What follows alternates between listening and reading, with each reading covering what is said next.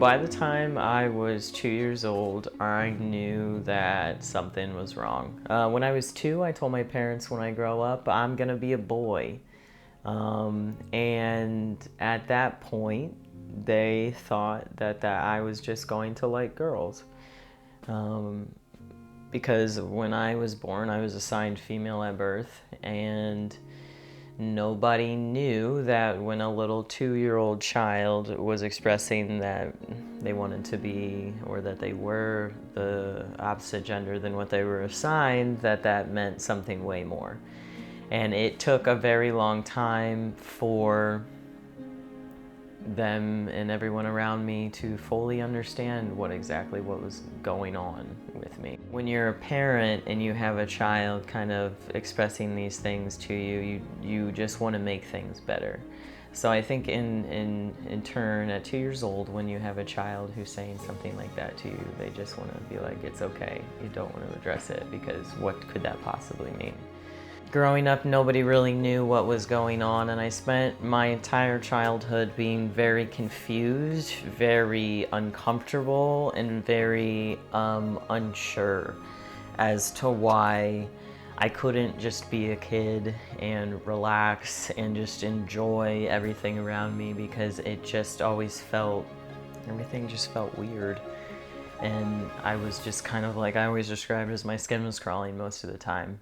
So I spent most of my life just very, like I said, confused and depressed, to a point where by the time I was 16, I was diagnosed with that. And I never really understood why. It was just, I always wanted to wear clothes that my brother had.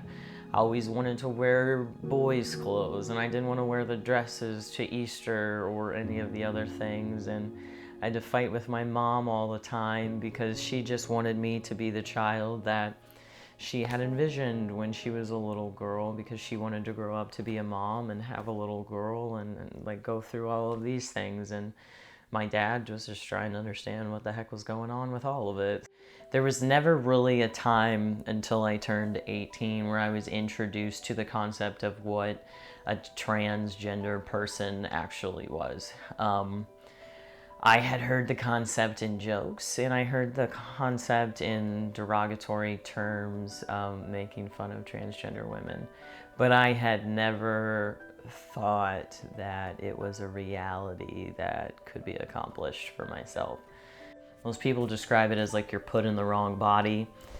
For me, it's just, I think it's more so of the reality around you for so long tells you you are one thing and you're just not, and it's confusing. So you have to create this way of coping and speaking that makes sense to you but also works in the world around you.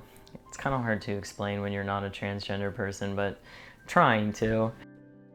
I've really understood something about myself, and I think it's that there is an actual answer to what I'm going through. What I'm going through is not me just being a crazy person who is, at 16 years old, was diagnosed with severe depression, and by 18 has PTSD.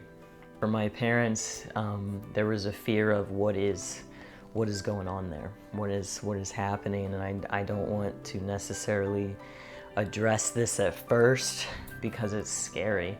And if you don't know anything about what I'm going through, because you just aren't educated, which throughout my life, there's just nothing to present them with enough information to be able to teach them what's going on with me. I could never tell them why that their little girl did not want to experience a little girl life, because that just physically did not make any sense. But what also didn't make sense was why everybody else around me told me I had to. So it was just a very confusing situation for everybody involved. And I look back at it now and I'm just like, goodness gracious. And people are like, do you regret having that life? And do you regret going through all of that and it being so confusing? And I don't think I regret it, because I think it's important for things like that to happen so people can then look at it and realize, hey, there are things that need to be addressed, and the biggest thing that needs to be addressed is just more education. My childhood being like depressing when I say this weird juxtaposition of like accomplishment and depressing and like all these other things and then transitioning. Education could have solved all of that. Resources could have solved that. An openness to the fact that there are 7 billion different people on this one planet. There are 7 billion different realities on this one planet. So that means that there's a lot of things going on. So to believe that I couldn't possibly be a percentage of individuals who's experiencing this reality a little different, as in a transgender person who is assigned female, but because you don't, like when someone's born, you don't just like go in and like look at their brain under a microscope and like see what's everything's going on and the tracks of how the hormones flow through your brain and whatnot. Nobody knew that my brain was actually male, and the rest of my life I would be fighting my world around me because my brain was telling me one thing, but because of what everybody saw physically, everybody was treating me a different way and telling me I needed to be a certain way. But again, my brain was like, this doesn't make any sense. Right around the beginning of my transition, so that was like 7 years ago, there was a time where transgender people had really started this thing called the visibility campaign. And it was where individuals who were very, very confidently coming out and speaking about their transition. Because normally throughout history, at least in the United States, for probably since we became a country, I would say, and we really advanced medically as far as a whole, people would transition and they would just do it in very private. It was a very quiet thing. That kind of changed throughout time, and that's called being stealth. And mostly people would be stealth until about, I guess, 2015, 2016, people said, let's be visible. And that is where people just started talking about their transition, sharing their transition. That's when you started to see all over the internet and social media comparison pictures of before transition and after transition, and that's what seems to be the most impactful to people. I knew that there was something going on, and if somebody was educated around me being like, this kid really does not want to wear the girl clothes, why don't we just let this kid wear boy clothes? Stop fighting this kid, let this kid just be. They wouldn't have had to fight with me, and I wouldn't have had to be so like grumpy and miserable and just blah all the time. Like I look back now, like I didn't want to be a dramatic third grade kid. I didn't want to be. I was just confused as to why I wasn't allowed to just be. So it's a weird time currently when we're filming this, because we've had a growth in resources, we've had a growth in education, we've had a time where individuals just on the regular know what a transgender person is. It's to the point where you are either roasted, they're like, I don't believe in that transgender shit, like we're some magical floating being that if you don't believe in it will not come around. I don't know if it's okay. Or you're just a transgender person and people are like, I don't really get it because you're cisgender, so I don't really expect any cisgender person to get what it is to be a transgender person. It's just like, I don't understand what it means to be a cisgender person because I'm not experiencing that reality, but I do have respect for it, and I do understand that the majority of the people around me are experiencing that, but in different ways. So we've had so many more resources. So many cisgender people are like, transgender people are cool. Or so many people are like, I've definitely heard of transgender people, but I think it's a joke. Which, whatever, you've heard of us. So it's a start. That's great. But we are at a point though where opposite perspectives are rising in power as well, and are trying to subdue that so we can go back to a reality where we don't exist. And a whole, we still exist. We're still a thing. We just don't get to exist safely. There are people in my life who don't know that I'm trans to this day. And when I am around people, so if I'm in a room of 100 people, I don't really tell people I'm trans, and a lot of times you don't know that I'm trans now that I'm farther into my transition. And I very much pick and choose who I allow to know that I'm a transgender person, and it is only based on safety. I don't come out to anybody that I don't believe that I'm gonna be safe around. I have come out to people who have made me believe I was safe and then turned around, didn't make me feel very good about myself. But it is what it is. But I very much I pick and I choose who I can, who knows what's going on. And like I said, it's all about who I believe will make me feel, I guess, normal. I guess it all boils down to normal, because I don't want people to look at me and go, that's Jason, he's transgender. The most important thing that you need to remember when you're talking to a transgender person is to be kind. And if you think someone is transgender, don't ask them if they're transgender. Don't ask them. Don't point it out. Don't bring it up. And don't make someone feel as if you can tell. I think a lot of people wonder if you know someone who's transitioned, and it's the concept of a dead name. Because it's really hard if you've known someone who's transitioned and then they transition, you knew them before and they have an old name and they now have a new name. Don't ever refer to the dead name. There's just no reason to. It takes a little more mental processing in your own brain as an ally or a friend or a partner or whatever to change the way that you express something. So hey, for my parents, for instance, they will say, when Jay was a kid, he was blah, blah, blah, blah, blah. They no longer use any of my dead names, the names before, because they understand that in this one situation, it's very important to realize that I may have transitioned, but who I am now is just who I've always been, but was never allowed to be. So when someone first meets me and then they find out that I'm transgender, there are a lot of questions. And it's natural to want to ask a lot of questions about something that you think is cool, but you don't know a lot about. I don't mind questions, me personally.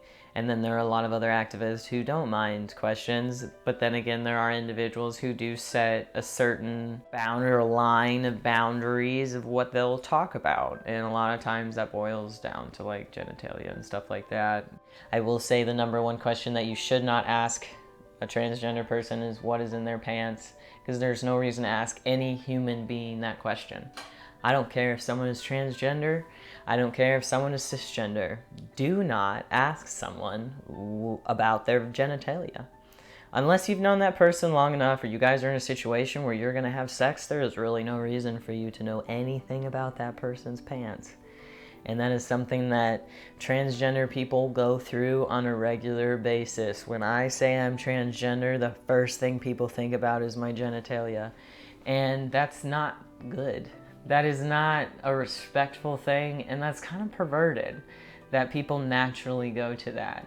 And I think it's an interesting thing, because when someone says they're transgender, people associate that with sexuality. So then they do not correlate. My sex and person that I have sex with, they do not correlate at all, but they always put it together, and that's just a lack of education thing.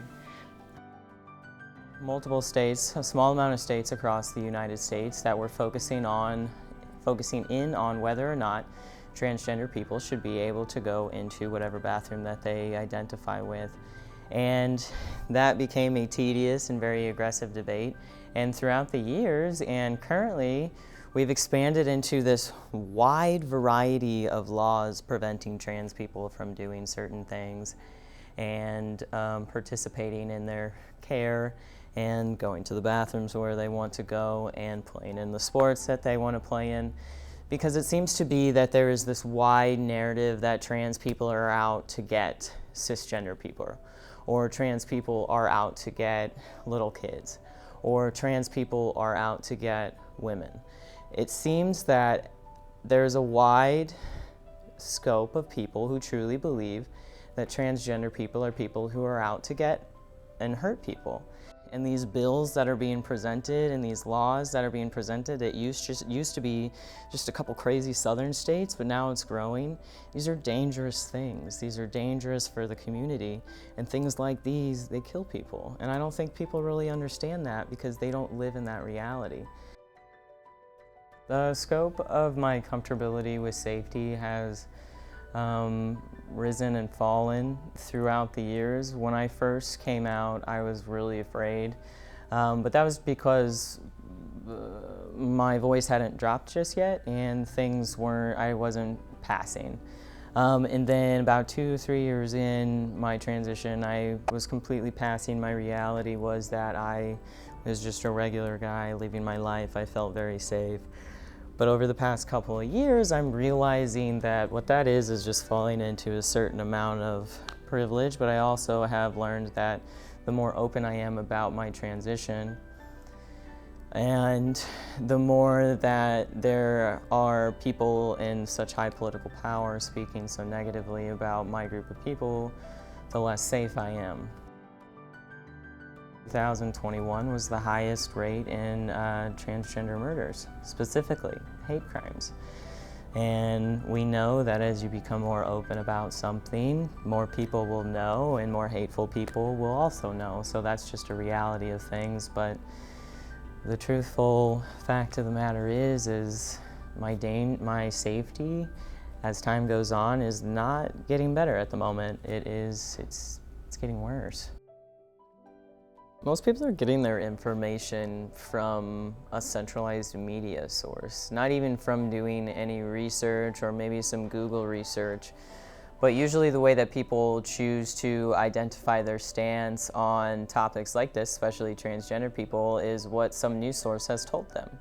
Unfortunately, these topics have become so politicized that there's a right side of the media and a left side of the media, and primarily one side of the media is very much against the transgender community and basically minimizing the effect that there has been on the community. And we see that with like Fox News and news sources, conservative news sources, where there are these bills that they want to be introduced into Congress and in our Senate and to become law, and they then have information and headlines that bubble up into our news sources, and people start pushing that out. And then what we see from this side, being in the transgender community, is a lot of people who say some really mean and nasty things to us and minimize what's happening, how we have rights that are currently being taken away that actually were really hard to get to. In the early 2000s, we started to see a lot of movement when it came to transgender care and transgender affirming care. And now what we're dealing with is the complete opposite, where a very hard force is coming to take all of that away out of a general misunderstanding. And quite frankly, I'm not sure these individuals have ever even met a transgender person. And that is not because these individuals were born to hate these people. It's because these individuals were taught to hate these people because of this negative narrative that goes through and through, and it continues to be watered by our media. I think when it all boils down to it, the whole point of talking about being trans is to show people that me as a transgender person, I'm just like everybody else. My reality is very similar to everybody else's. I have a couple challenges that I have to deal with, but I'm just a regular human. I'm not a monster. I'm not out here to get anybody. I'm not a crazy person either. Transgender people are just regular people. Unfortunately, they don't look the way that everybody else wants them to look, so they suffer a lot of hate and they suffer a lot of violence, and they deal with literal laws that prevent them from succeeding. And that's the reality of things, for no other reason than they just don't like and understand something. And we're just regular people, just like everybody else.